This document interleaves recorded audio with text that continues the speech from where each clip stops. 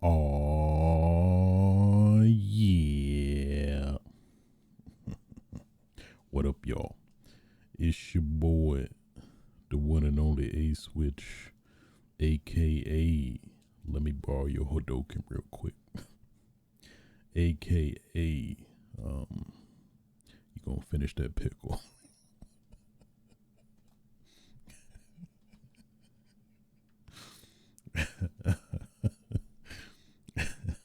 aka the Komaki Tiger Dropper, aka the Nigga Lip Master, bringing you yet another episode of Switch Your Sights, episode 173. I'm not gonna lie to y'all, I wasn't gonna make it because my head was banging, but you know what? I toughed it out. I sure as hell toughed it out. But that's neither here nor there.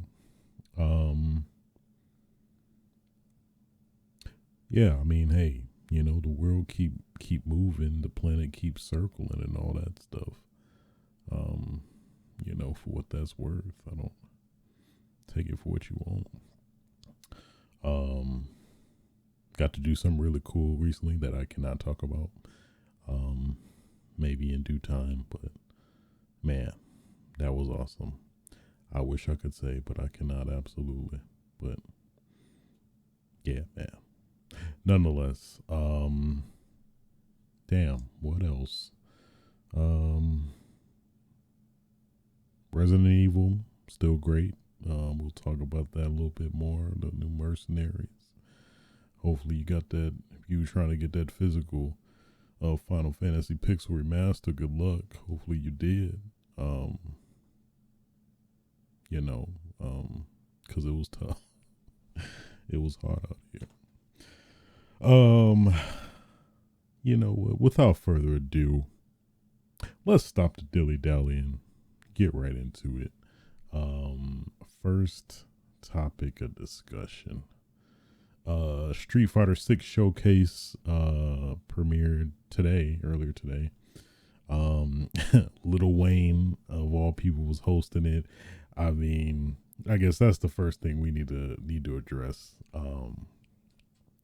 I don't know why I mean, I guess they just wanted to use his name at this point, but that did not seem like necessarily him hosting. He was just at the front and then at the complete end, and that was it. But I don't know if you would count that hosting. If he had more segments in between, then I could see that, but maybe they just wanted to keep the momentum going, I guess. But nonetheless, that was a little gripe I had with the showcase.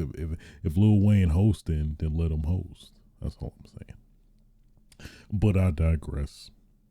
After that, they showed us in-depth information in regards to the World Tour gameplay, which is essentially the at least what it closely reminds me of is Mortal Kombat Deception, I think. Deception's conquest mode, where it was essentially like being able to explore the environment, or, you know, world that was Mortal Kombat, as, you know, some like shoveled in character that happens to know a fair amount of the characters or whatever. And, you know, as an excuse to also introduce like some kind of maybe I think there was, yeah, I'm pretty sure there was like combat. You know, I assume they teach you like the mechanics periodically or gradually. And what else? Oh yeah, I remember you could find certain like I think costumes and fatalities and stuff like that. But yeah, at least it was a pretty dope, for what it was, especially at the time it came out. It was a pretty fun as mode. So it seems like Street Fighter 6 is taking some inspiration from that, where it's like literally a fully realized, legit game within a game in a way, where you're literally exploring worlds, We saw you can get items and stuff, and you can, I guess, like pick fights with random people on the street, and they like, I think what we suspected a while back, have like, you know, essentially the same move sets as a lot of the cast, the main cast of Street Fighter 6, which is pretty dope. You got some lore for people, you know, the Final Fight fans. It's clearly like literally in Metro City. Some references to Final Fight. I think the one dude Carlos from Final Fight 2. So it's definitely some love and care put into this so far. At least what they described, you can like earn like your master, which is like the primary fighters of Street Fighter 6. Like if you, I guess, get buddy with them, you can gradually learn more of their moves to your move set. If you know, it's a character you want to you I guess probably play like traditionally otherwise. So that was a cool aspect. But yeah, at least it seems just overall it was like a lot of cool detail in terms of just exploring like Metro City. I think there was like what I assume is probably Dowsim's playground. I think Emat. I'm probably pretty sure I butchered that, but like a totally different environment that you can explore. Maybe there's probably more as well. But overall it's pretty dope. You can customize your avatar and all that good stuff.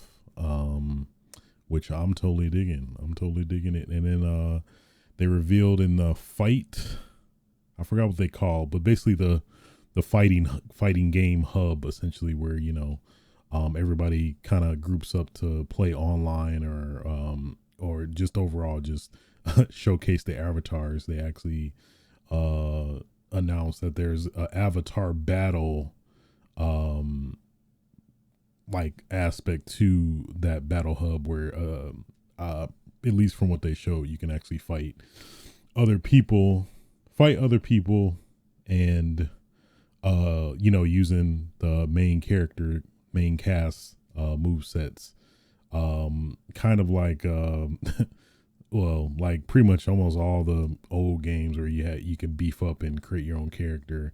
And I'm guessing you can play that too. You could probably, I assume, maybe like put some limits to like how, you know, a character can't be overpowered or to even the playing field or something like that. Cause they did show in the world tour that you can actually progress in terms of like beefing up your stats and stuff. So I assume that's, you could technically put that in the battle hub, but I also assume that there is probably a means to kind of like even that out, so you're not like somebody who's playing that mode for like 50 hours is not gonna like just decimate somebody who only played for like 3 or something like that. So that is pretty dope. What else did they reveal? Oh yeah, I guess it's story wise, you got like a rival like Gary from Pokemon. At least that's the vibe I got, which I'm looking forward to that. Just if you can name them, and you just name them Ass, Butt Face, or some shit like that. That'd be pretty dope. So we'll see if that actually comes to be. But at least you do have a persistent, annoying rival character like what was it, Eric Sparrow from Tony Hawk's Underground. You know. So that's pretty dope. My camera just went on a trip, but it's okay. What else? Trying to recall, refresh my memory. Yeah, after that, then they showed at least a lot of the other various modes. There's like a team battle mode, which I don't think Street Fighter is probably maybe some of the additional new Street Fighter games or something like that had those modes, but at least that's a good thing to see, which I was always a fan of. You know, growing up with you know, Soul Calibur and Tekken, they seem to always have it as a staple. In-depth training modes, they seem to also, they were definitely harking on trying to make the game accessible, like to, you know, I guess non-traditional fighting game players, which was a pretty dope approach. I think they added some buttons that you can use, which is awesome. Basically to make execution of special moves way easier. Essentially, I think it's just like you have to go forward and press an input button, and it streamlines the process or something like that. So that's pretty dope. My camera is just on another planet. Sorry about that. Of course, when I'm live, it wants to do it. Wasn't doing it before our broadcast, but it's hey, that's fine. What else? Yeah, so basically just a lot of of those introductory modes, telling you what character to use, or telling you how to use certain characters' move sets, which is pretty tight. Then they got to the first season battle pass or character pass, whatever you want to call it. So they just flat out announced all the planned characters that are coming for Street Fighter 6. So that's pretty dope. I'm gonna try to refresh my cam.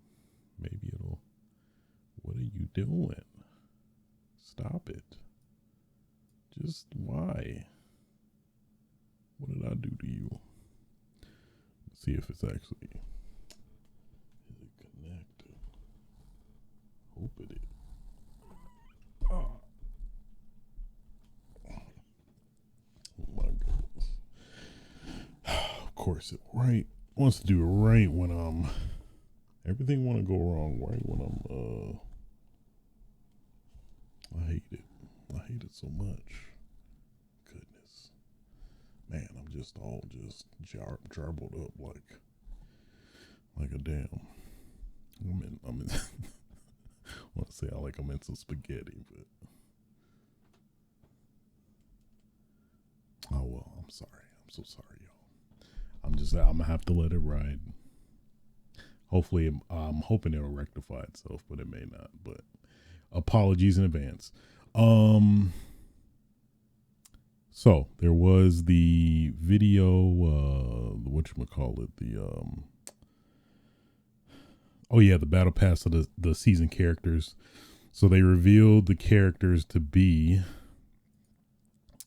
what was it?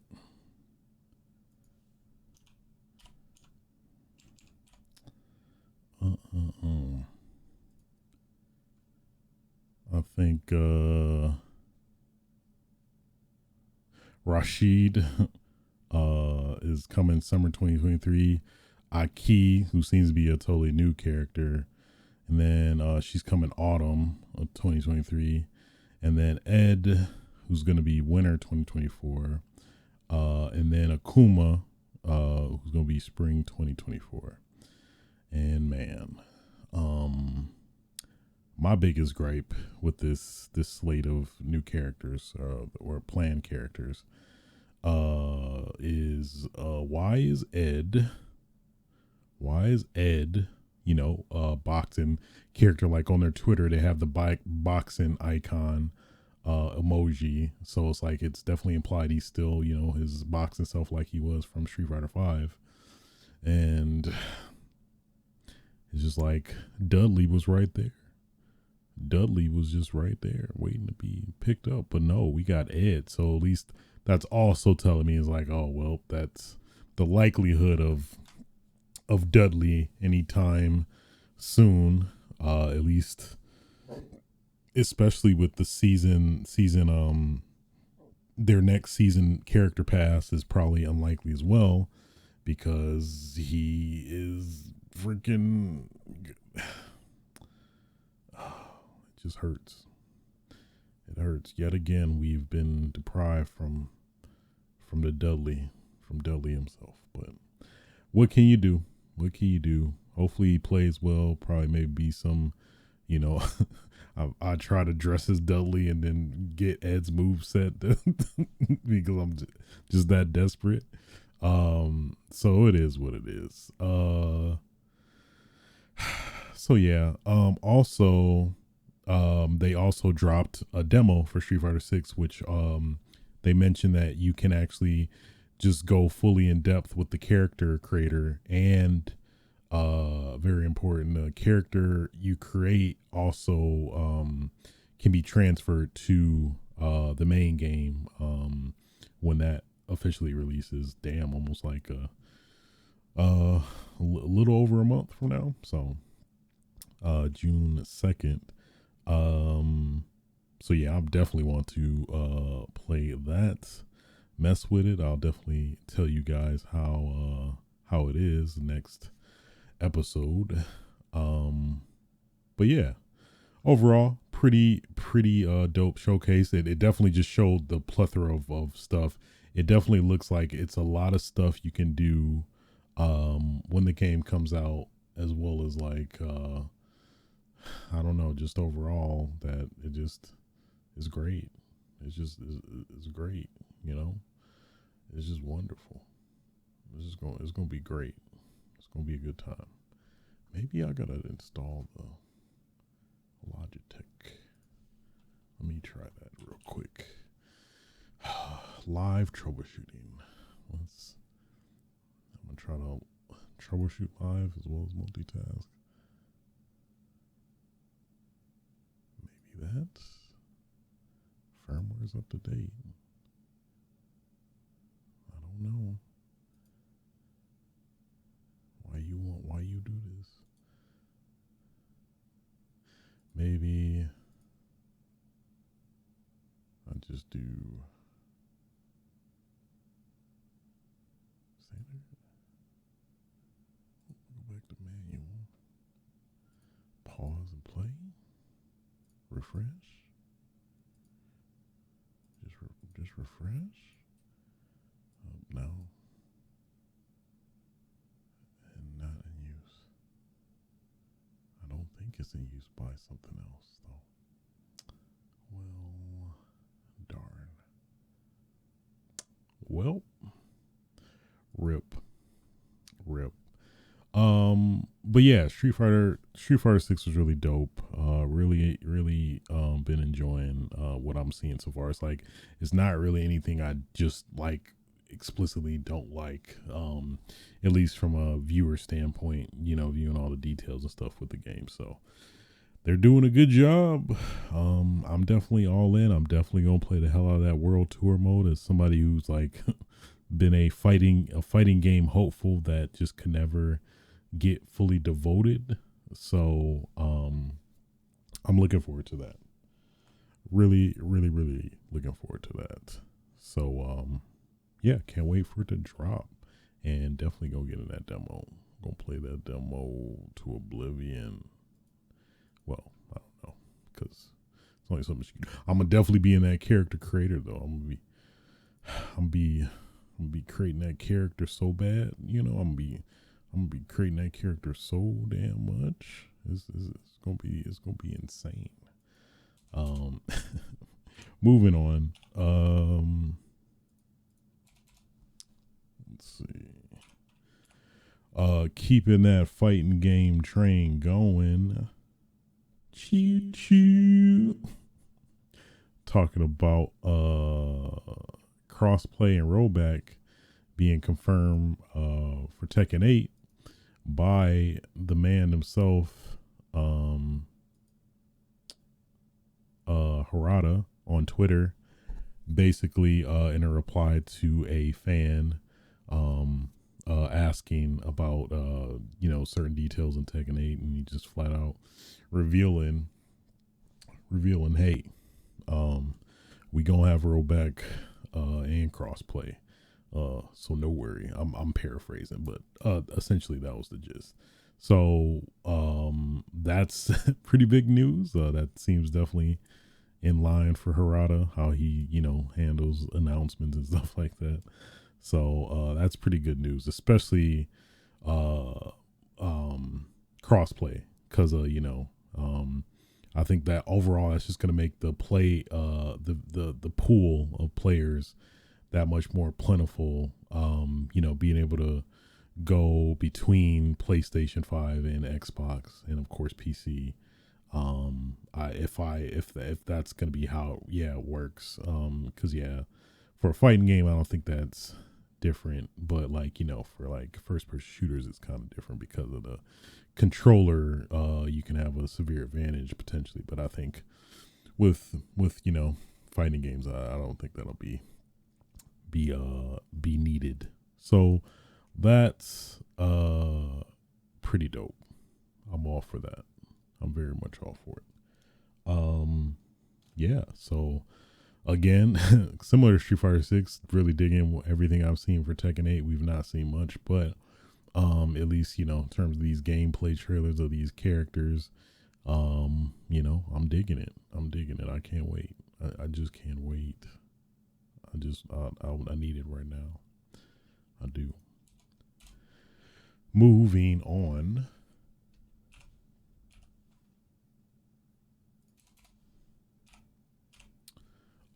Sega buys Rovio. So this was a rumor that has been circulating for a bit.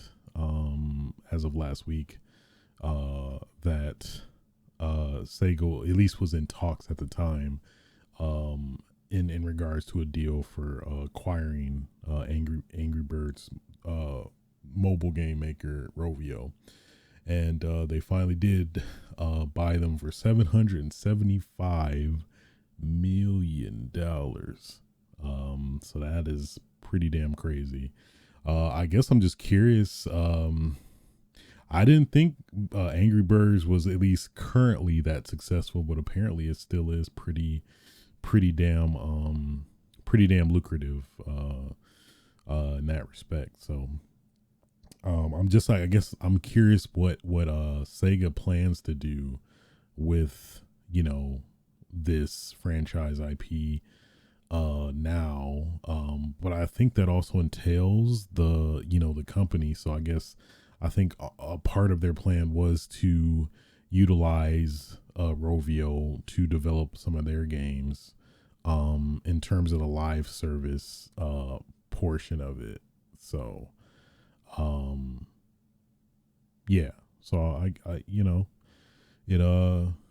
doesn't, it seems like I guess the more you think about it, a worthwhile acquisition in that respect. So yeah, it seems like it can only be, well, with the mobile stuff, I don't know, hopefully they don't get too nasty, but we'll see. So there you have it. Angry Birds, of all people. I wasn't expecting it. You wouldn't have seen it. I wouldn't have seen it at all. But alas. Moving on.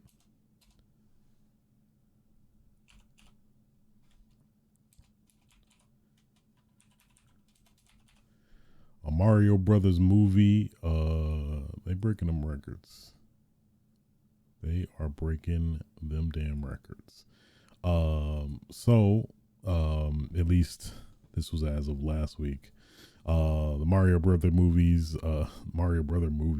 premiered in theaters and is it's basically exceeded expectations, and it surpassed the starts of recent installments of Universal's biggest franchises like Jurassic World Dominion, The Fast and Furious 9, and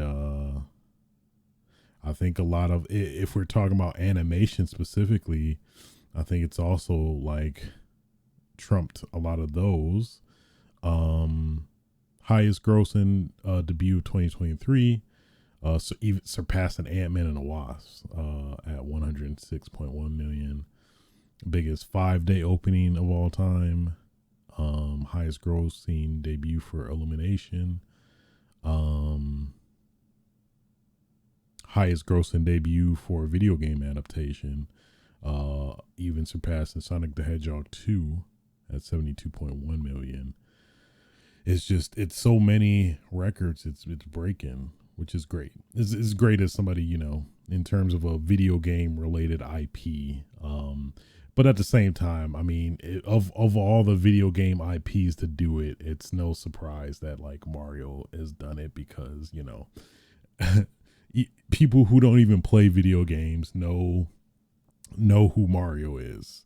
I think that just stands the test of, like, how iconic and recognizable um this character is overall. So it makes sense at the same time.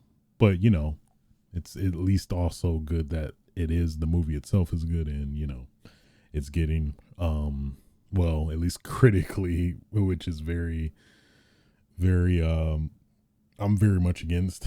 It's not been praised or whatever, but at least from a fan perspective, everybody loves it. So yeah.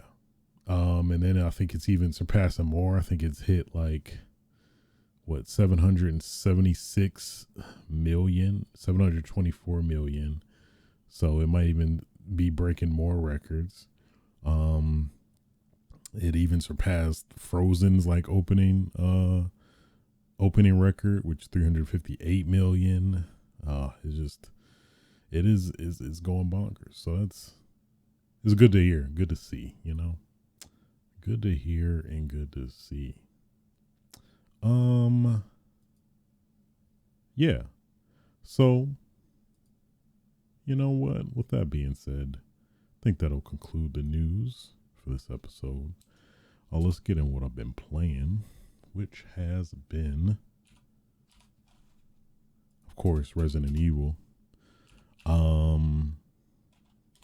So the Mercenary update came out literally as I was the day I was recording last episode. So since then, of course, played a fair amount of the Mercenaries added DLC mode or whatever, which is pretty damn dope, I must say. It feels very fun. Of course, it has a lot of reference and love to the original, which I also appreciated. What else about it specifically was great? I do like the kind of craziness of it all. It's like a frenzy, if you will. It's like it felt like way more people, at once than like the traditional campaign for RE4 Remake. But at the same time,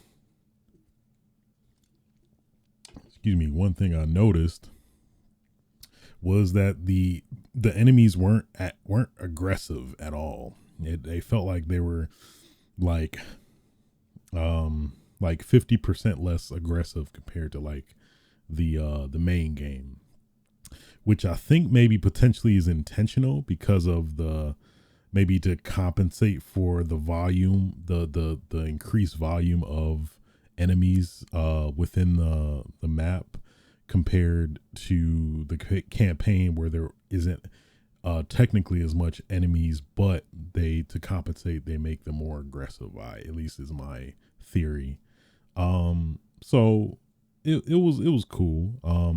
I mean, it is fun, don't get me wrong. So I guess one of the new elements they added was the mayhem mode, which is basically essentially like a super they added to Mercenaries. So like for Leon, he basically has increased damage and I think firing speed, as well as like critical. I think his critical is increased to like 100%, because at least whenever I would activate it and aim for the head, their heads would always immediately pop off. So I believe, if any, at the least, there's like some maybe percentage that like severely increases the critical hit chance to some degree at the very least. So that is pretty dope. They added the new character Luis now this go around. He wasn't in the original, but yeah, he's pretty dope, as in he can his mayhem mode is that he can set dynamite, and it'll either go off on its own, or you can manually detonate it by shooting at it, which can actually help a lot in terms of crowd control and providing that dirty that dirty damage. So that is pretty pretty nifty, pretty dope. Love his melee attack. He has this it seems like it's random. I don't know if you can actually like manually dictate what move he does, but he either does like a shoulder tackle or a like a huge a huge wide ass pipe attack where he just pulls out this random pipe that I think if you watch the original trailers, the one, I think it's a reference to the one scene with he was he picked up the pipe and he was ready to save Ashley, and Liam's like, "No, what you gonna hurt yourself?" He's like, "Hey man, hey, that's my pipe, man." So safe to say he got his pipe back, I was thinking of crack. I'm sorry. Oh no. Yeah, so his pipe attack is man, my mind just totally went to the gutter now at this point. But nonetheless, his pipe attack does like a wide range of attack in terms of like he can attack a wide range of people compared to his tackle. So obviously I would try to do the pipe, but I don't know how you initiate it. I think part of me thought it was maybe you can trigger it by initiating the melee attack from a further distance. At least that was something I kind of potentially noticed, that maybe increased the likelihood of him meleeing with a pipe over doing his tackle, but hard to say. But yeah, nonetheless, he's pretty dope. He has, of course, the iconic Mauser pistol, and I think he has the old school rifle. I barely ever used it, to be honest with you. I was just basically alternating between the mayhem mode with his dynamite, just shooting and meleeing people, and then maybe throwing grenades here and there that you find, and that was pretty much it for the most part. Other than shooting with the pistol. So then you have, of course, the man himself, Jack Krauser. His mayhem mode is similar to his his like mechanic in the original game, where he has he can morph into his Plagas mode, I guess, where he has his arms modified essentially. He basically can mutate his arms and then basically attack people or do very, very heavy damage if they're close enough, but he can also do his classic charge attack that he did from the original RE4 as well. And of course, has the flashbangs and the explosive crossbow and a knife. And of course the kicks. I think, he pretty much has I'm not sure if he has the double kicks though. Maybe he does. I forgot. But essentially he does have, the melee kicks and attacks. I do like that, he can kind of combo with his knife. You can keep hitting people with the knife to, get them in a chance to melee as well, which I appreciated. I was very welcomed. So he's pretty dope. I like him a lot. And then of course you got what was his nickname? Mr. Death himself, or I'm gonna say Mr. Death, Hunk, who of course was in the original RE4 mode of Mercenaries. He has his the submachine gun that you find in the main game. He can of course do his classic neck break melee attack. It definitely feels like there's more pizzazz to it. I like how he cracks their necks. He cracks their neck and does the jazz hands fingers, which I really dig. That's a nice little addition. I think he does have the classic kick, like the soccer kick, I like to call it. And his mayhem mode is that he has infinite ammo for the allotted time. There's like a gauge at the bottom that'll run out after he's done. That he can basically he can shoot infinitely without reloading for that allotted time, which is very useful actually. Also, I think because that MP5 has it has the whatchamacallit, the 5-time penetration bonus on it, that it could that combined with infinite ammo is like a damn death sentence, so yeah, and those is pretty much the current cast as of now. So obviously there's been it's been revealed that like the other characters that are missing compared to the original game, which are Wesker and Ada, that they are technically in like the game's code or something like that, but they're currently not in the game as of now, which it seems very likely that they're going to be added with the Separate Ways DLC. That's it's pretty much we've all confirmed it except Capcom at this point, it feels like. So yeah, they showed Wesker. It was Wesker, Ada, and I think Ada had 2 costumes, like her classic costume as well as like her new one. And then I think Leon has his 1950s skip scatterlap wap boop wop babaloo bop bop bamboo outfit. That's exactly what it said in the code. Wop babaloo bop bop bamboo. Don't quote me on that. Don't quote me on that. Yeah, and then you have at least the maps specifically. You got the classic village map. You got the church map, or I guess basically the intro area before you go in the castle. And then you got the island map, which is basically all akin to the classic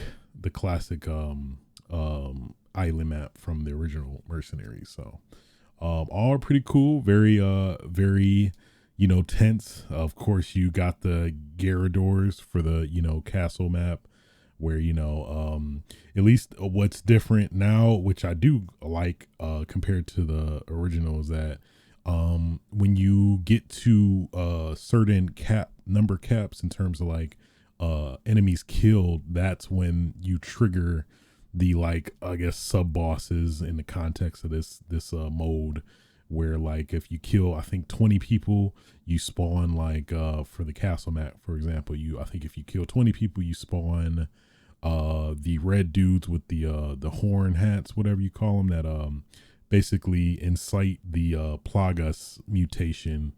So if you kill them at 20, and then I think at 50 you trigger I think one Gyarados, and then I think at like 100 you trigger, maybe 90 or something, you trigger the second Gyarados.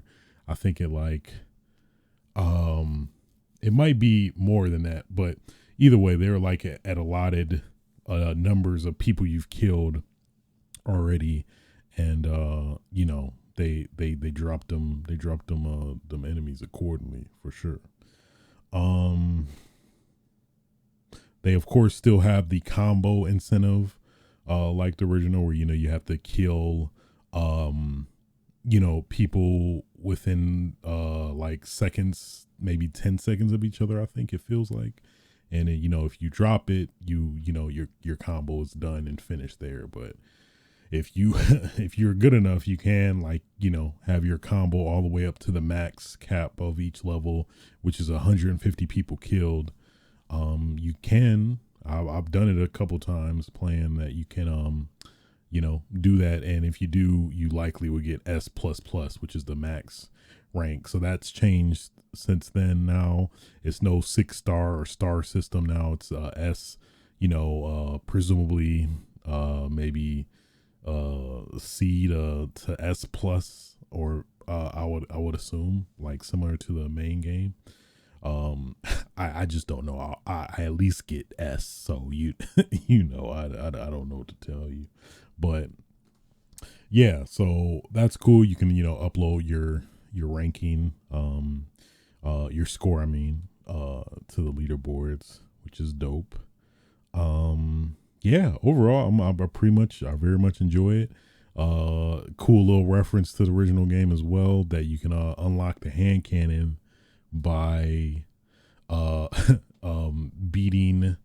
I think you can either get a S on all three stages with one character, or get a S on one stage with all of the characters. Um, if you do any of those, then you unlock the hand cannon. If you haven't unlocked it, which before this DLC came out, the original way to unlock it is to beat professional on a new game, on a fresh save. So no bonus weapon, essentially no new game plus playthrough on professional. You have to play on a fresh save on professional to get the hand cannon, which is very tough. As somebody who's done it so far, it's pretty tough. I ended up putting that change out, having to give do a little change for some strains, whatever you want to say. So yes, I did succumb to them grimy microtransactions, which wasn't as horrible as I think people are making it out to be. But so that was also another unfortunate addition to this Mercenaries update, was that they added what are they called? Something tickets. Well, a ticket. So a ticket basically gives you an exclusive upgrade to your weapons in the game, where you upgrade. So normally you have to upgrade your weapon, like say your handgun, fully to unlock the exclusive upgrade. But with these exclusive upgrade tickets, you can just immediately get the upgrade without having to upgrade your weapon first. So that is a benefit. Also, they're very expensive in terms of like, if you wanted to sell them, I think they're like 80,000 a ticket. So it's useful in that respect. And what's also great is that it's not like it's not tied to a single save or anything like that. So any new save you have, you'll always get those tickets with you to use. So in theory, at least how I used it, is that having 5 tickets on a new game, a fresh save, you can basically bypass a lot of the hardships of professional mode on a new save, which I did, where you can either, buy the exclusive tickets, or at least I think what I did a little bit of both, but I sold the exclusive tickets I bought for the, 80,000 a pop, to give me like a lot of money that you normally wouldn't get, to like upgrade my weapons, at a expedited, very expedited rate, so I can just be ripping these ganados like it's nothing. So that's exactly what I did. And as well as like the power weapons, so like the Chicago typewriter, which is the exclusive upgrade for that weapon, you have to get the damn you have to unlock the exclusive upgrade, which unlocks the infinite ammo.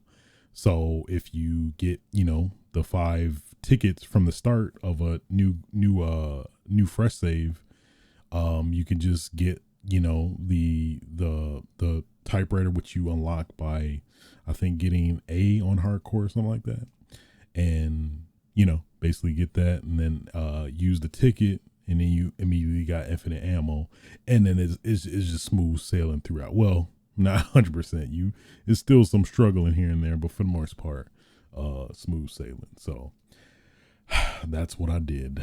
At least switching gears to the main campaign, which I basically went back to after completing Mercenaries. In terms of, my goal was to get at least S+ with every character on each stage, which I accomplished. So I was like, okay, I fulfilled what I wanted to do. I wish there was more incentive to reward to do that. Like, it literally the only reward is the hand cannon, but like, which has also been a controversy, is like people who already unlocked the hand cannon, there's literally nothing to unlock outside of that. And people also feeling slighted because, understandable, which I understand, but as somebody who wasn't able to unlock the hand cannon, I was fine with it, of course. But you know, it kind of devalued the hand cannon to an extent, because, you know, it was kind of like a rite of passage, kind of like bragging rights thing, because like it clearly is indicative of what you did. But now it's like you can either play 15 minutes of Mercenaries and get it fairly easily, or, you know, play a whole potential 3 to 8 hours to get the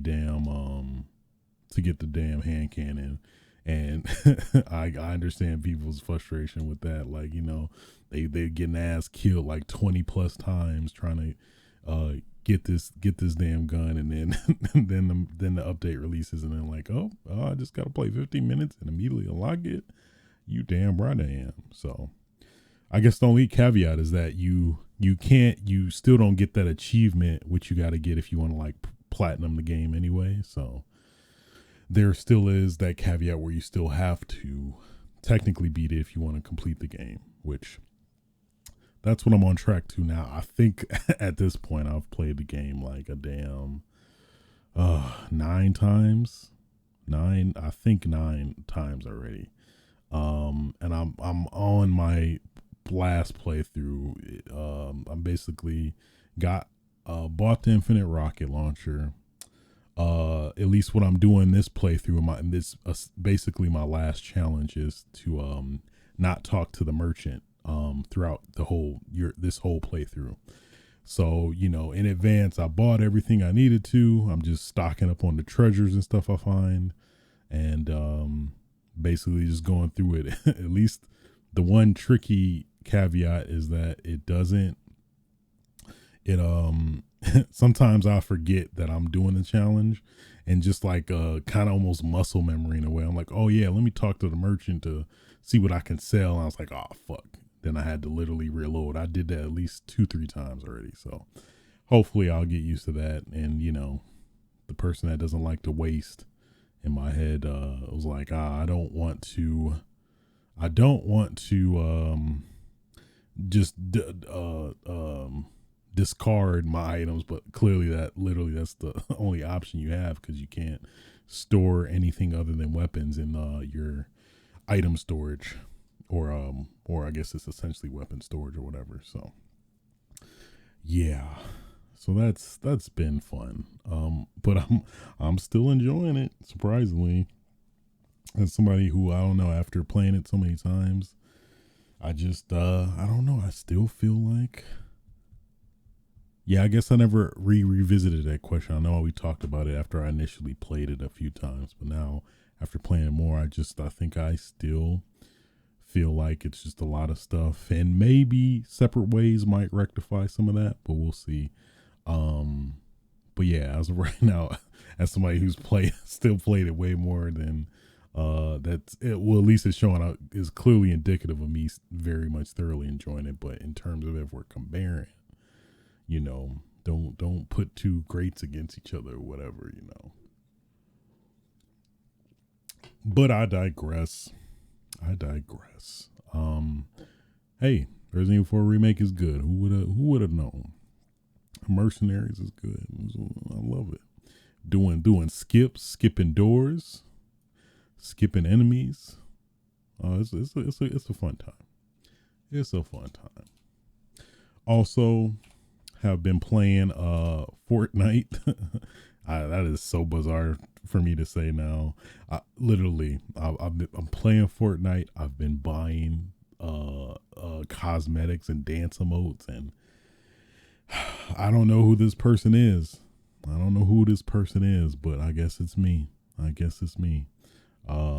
So at the same time, it's been thoroughly fun. And then the Attack on Titan stuff dropped. So basically completed the challenges to get Aaron Yeager.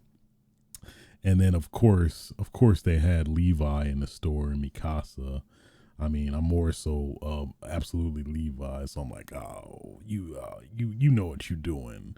Fortnite, you know what you're doing. You getting me right at the heartstrings. So I'm like, fuck. So I absolutely 100%, 1,000% caved and got Levi. I had to get Levi. I had to get my boy. I had to get him. And then what else? Who else did I get? Also, they had Resident Evil characters. So, of course, I got Leon previously, but then they had Chris and Jill. I'm like, come on. What are you doing to me, Fortnite? What are you doing? What are you doing? Yeah, they whoever be controlling the commerce side of Fortnite be scheduling these purchases. They smart. Then they had the dance emotes, which I'm just thoroughly digging. Like, a lot of them I missed out, obviously, because I wasn't into Fortnite because it didn't have a no build mode, but now it does, and it looks like it's here to stay. So it's just Fortnite. It's great. I mean, I'm enjoying it. I'm thoroughly enjoying it. Playing with friends and stuff. It's a fun time. I enjoy it. I do. I really do. With that being said, that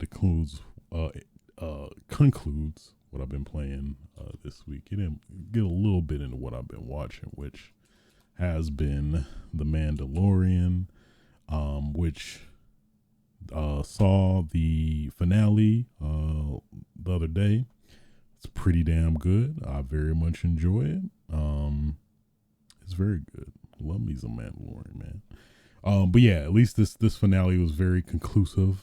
It felt like, I don't know. I was like, maybe they're done. I don't know. Well, I can't even say that because they do leave a little bit open to like, oh yeah, I guess they could go another season, but it does I think it was a little bit of both. I think it was like the right balance. It was like, yeah, it felt conclusive enough to like, oh yeah, I guess, I mean, I feel satisfied. I guess if there wasn't another season, I wouldn't be too, I don't know, butthurt about it. But at the same time, they also left a lot of, certain amount of questions open in regards to, potentially could lead to another season as well. So I think that's probably the best balance I've seen in terms of like a conclusive episode to a season. I felt, which I dig. I enjoy. I enjoyed it. Man, little Grogu, just the progression of him, and it was good. It was some good scenes. It was so good. I enjoyed it. And with that being said, I enjoy you guys. Any listeners out there, I appreciate you. I don't mean to get all mopey and sentimental, but I did. But nonetheless, with all that being said, that will conclude episode 173 of Switch's Sights. If you really like the podcast, feel free to like, rate, and subscribe on your favorite podcasting platforms. I broadcast on live stream this on Twitch TV/aswitch on Thursday evenings, ideally, if my camera isn't tripping. Also can catch archives of this on youtube.com/aswitch as well. Until next time, y'all, feel free to fuck. Get your damn game on. Aw, yeah.